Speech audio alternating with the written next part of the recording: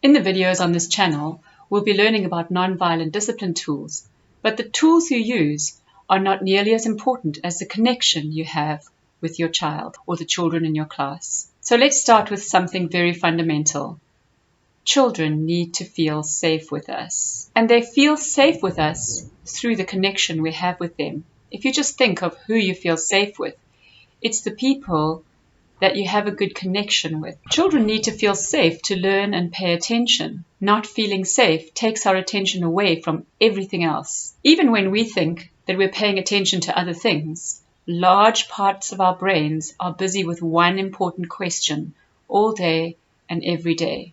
Am I safe? Am I safe? Am I safe? That's part of how we stay alive. Our brains monitor for any signal that shows that we might not be safe.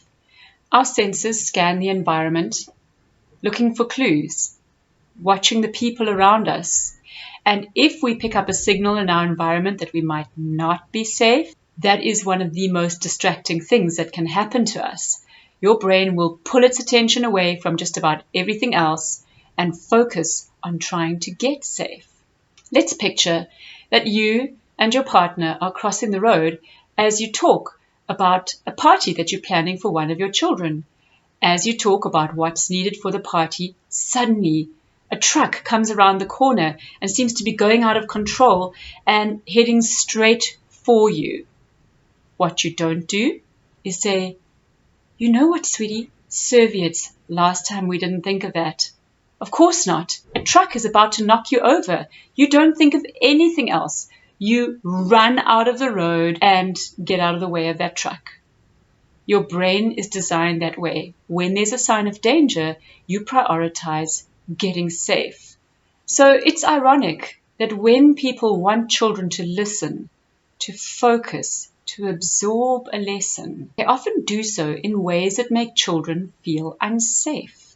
They might raise their voices, shout, threaten, or hurt a child to punish them. In their mind, that's to make the child listen better. That's to make the child absorb their message. But these things actually have the effect of making children feel unsafe. And remember, feeling unsafe is one of the most distracting things we can experience. When we feel unsafe, we have to pull our attention out of everything else and put that attention into getting safe. So when we threaten or hurt children, we force them to put their energy into getting safe, using up the energy they could have spent being able to focus or learn or listen. A child who feels safe is more able to listen to you. A child who feels safe pays attention better. Let me illustrate this with an example.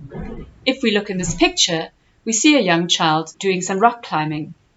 Why does this child feel safe doing this rather dangerous activity?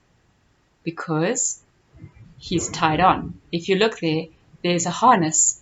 And if he were to lose his grip or fall, that rope would hold him. And that's a metaphor for the connection we have with children.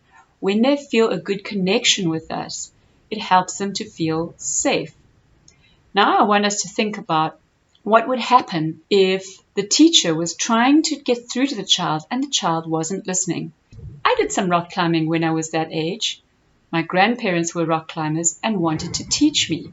I can still remember my grandfather at the top of the mountain, looking down to where I was at the end of the rope and shouting, "Don't use your knees!" Apparently, using your knees is bad climbing technique.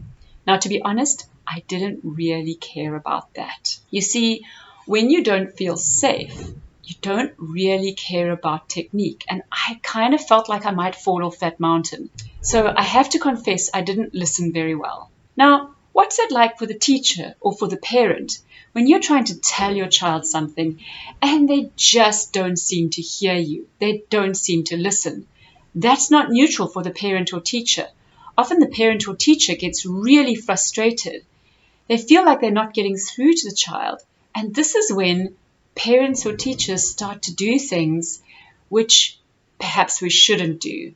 We may start to lecture, we may shout, we may threaten, If you were to ask the parent or teacher at that point why they're doing it, they would say, but she's not listening, or he's not listening, as if they needed to do something worse to make the child listen.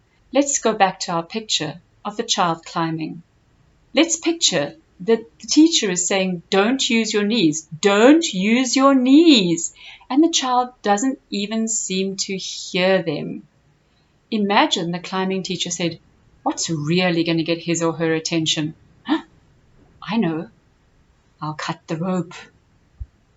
Now that would be a psycho thing to do, and I would hope nobody would ever do that.